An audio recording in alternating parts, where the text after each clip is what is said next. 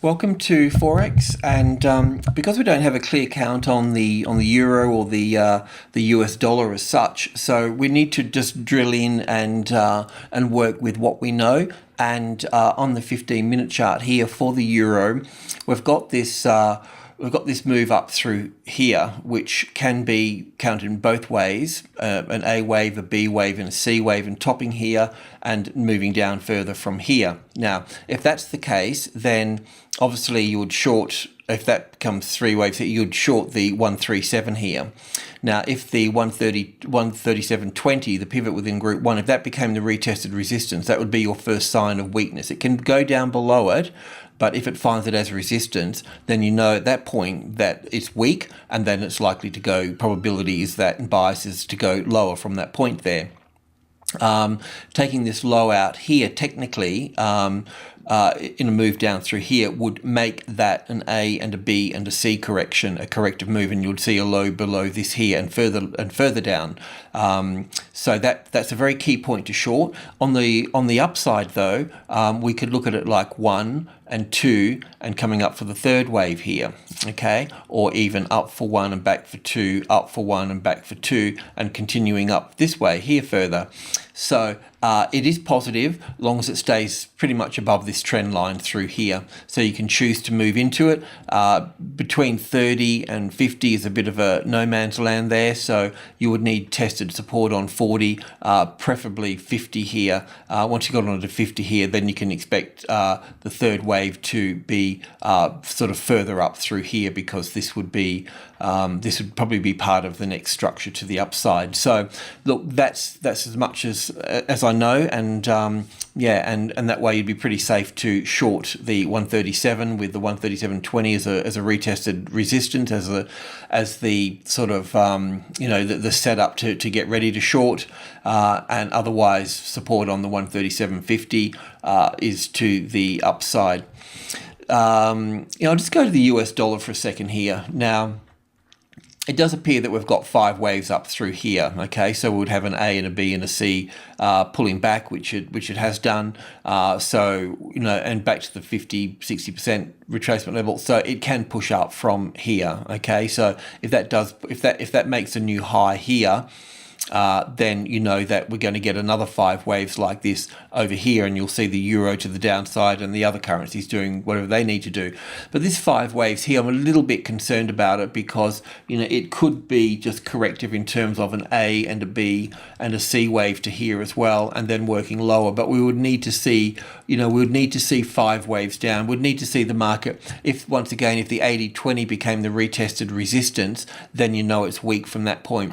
And otherwise, this is the first, after we've got the bounce here off the 80, this is the first high here. So if we get second highs, and this can go down, bounce back off here and get lower highs here. If we get 2 lower highs here, then should be going down from that point there. So this is just the first bounce off the 80.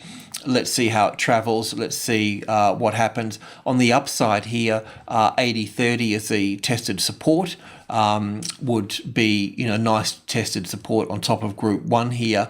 Would confirm that the market's going to go higher from that point, and then the euro will be going lower from that point.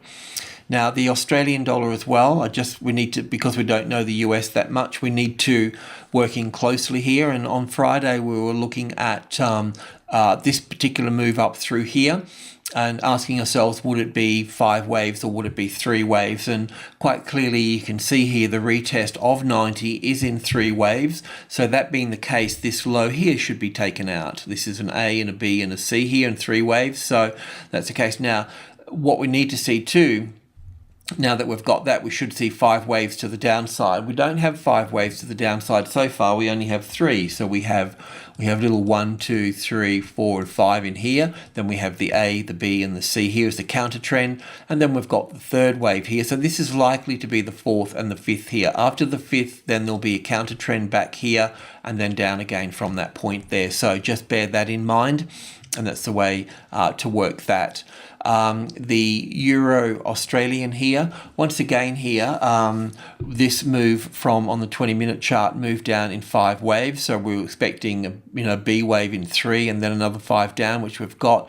This is the 50-60% retracement level. It could have rolled down further, and I admit we talked about that on Friday. However, what we've got here, we've got this move back up through here. So with this move back up here, it doesn't count as 5 waves. It only counts as 3 waves. So that means that this could just be the A wave, this could be 3 waves in the B wave here, and then we could look at 5 waves coming down here. So we need to be careful about that. Where we would be looking to the upside is if we made one more new high here. If we made this new high here, then what that does, it gives us a lot of information. It gives us 1, 2, 3, 4 and 5 to here, and then coming into this old high here, we would see an A and a B and a C coming back testing this, and then we'll see further upside from that. Because we've got 5 waves here, it will give us another 5 over here. So that's the key to look for here. So yeah, I'll leave that with you.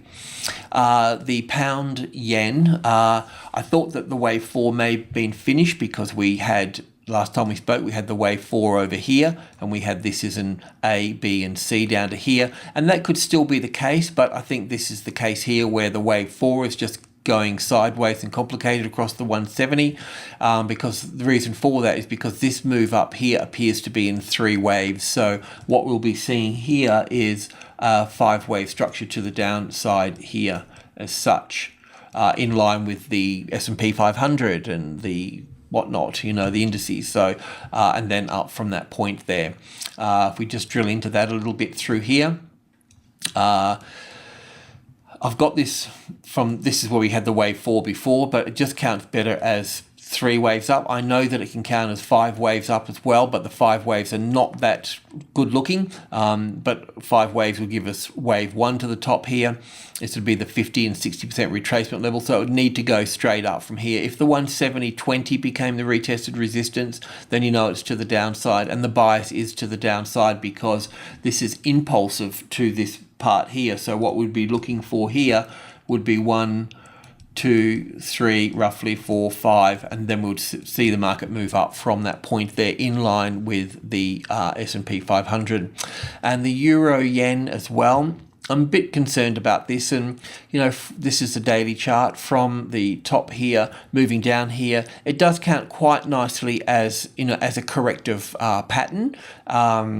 But it still could just be one leg of the corrective pattern, of wave 4 here. So it could be that we have, basically an A and a B, C here, and then pulling back up 61.8%, and then having a 5-wave structure down through here. But it wouldn't want to go any lower than this because this is wave 1 over here, and we don't want to breach the top of that. Otherwise, we've got a wave structure that doesn't work.